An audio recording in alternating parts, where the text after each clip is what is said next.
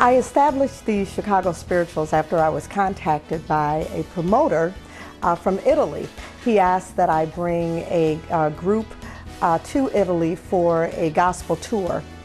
And after several discussions about his needs and what he was looking for, I figured out that we probably was looking at a smaller group, a group that was not more than 6 to 8 people. And so as I had given it more thought, I decided that we really needed to have a very strong music foundation. And I had worked for a number of years with someone who had become a very good friend of mine, Kevin Smith. And I immediately thought of Kevin as someone who would, and who not only someone that I could easily work with, but someone that I knew from a music standpoint was very, very strong musically as an instrumentalist, and as a composer, as a producer, and as a director. And so I contacted Kevin and asked him if he would be our music director. I became involved with the Chicago Spirituals when my good friend and colleague Tecora Rogers contacted me. She had been contacted by a promoter in Italy for a tour, and she contacted me and asked if I would be interested, and which I certainly was. I was on board instantly. And we worked together for so long, so it was just a natural fit for us to continue working with this gospel group and taking it on tour. Tecora and I have been good friends for the last 25 years, working on a number of different music projects, ranging from pop music, jazz, as well as gospel. And our friendship and musical relationship just seemed to be a natural fit. So becoming a part of the group and going on tour was second nature to me. Our musical direction was initially determined by our client for our tour in 2004. His request was that our music be traditional in nature. So our songs we chose were from the traditional hymns from the Baptist and Methodist Church. In addition to that, we chose spirituals, traditional spirituals, those of, for instance, Harry T. Burley and Chester Hairston. We wanted to make sure that we were staying true to the roots of gospel music. However, over the years, we've decided to add more contemporary cover songs to our music, as well as original material written by Tecora and myself. We also wanted to make sure that the music that we performed was meaningful. We didn't want bubblegum gospel. And when I say bubblegum, I don't mean to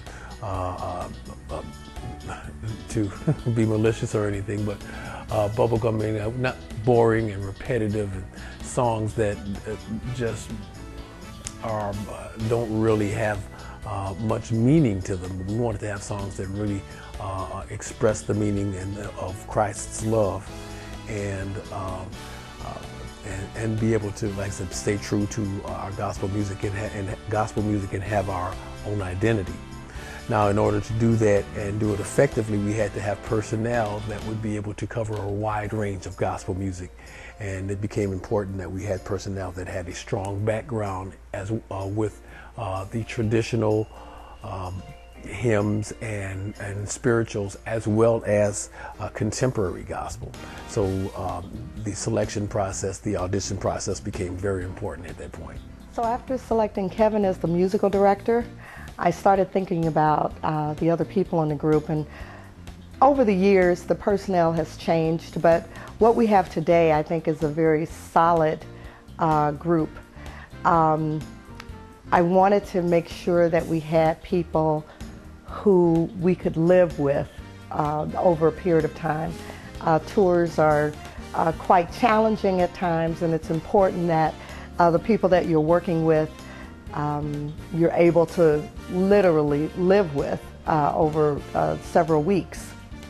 So in thinking about the personalities and the personnel, my very first thought really for the group was my husband, Neil Harper. He's a great singer, I obviously can live with him for a few weeks at a time, and I thought that he would just be a really perfect fit for that tenor.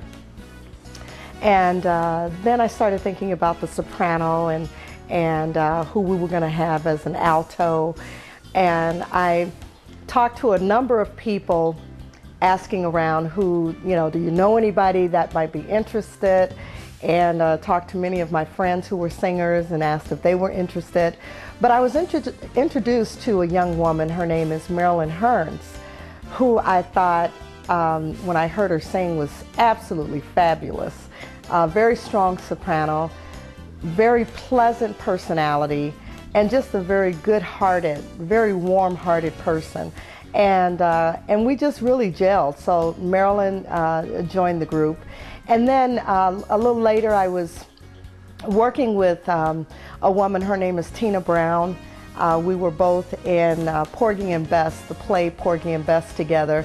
And when I heard Tina sing, it was just amazing. At the time, I wasn't even looking for someone for the group, but as soon as the opportunity became available, and I needed someone as a strong alto for the group, I immediately thought of Tina Brown. And I talked to Tina, and she immediately said yes. So now what we have today is a very solid group, and I'm really excited about some of the things that we've done.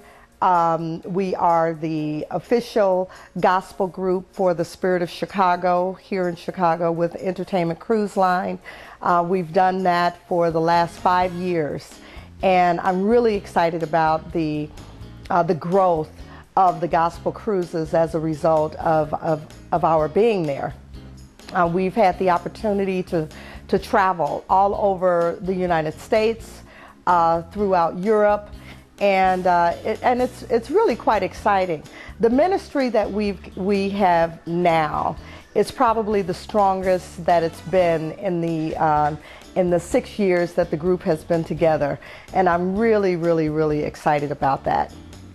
I think in the future the group will continue to hopefully continue to work with Entertainment Cruises, with the Gospel Cruise, but continue to tour. We have done, we've impacted the lives of many, many people throughout the world, and as a gospel group, that's what you want to do. So I hope that you enjoy this next clip of the group. We are performing the worship, we call it Worship Medley.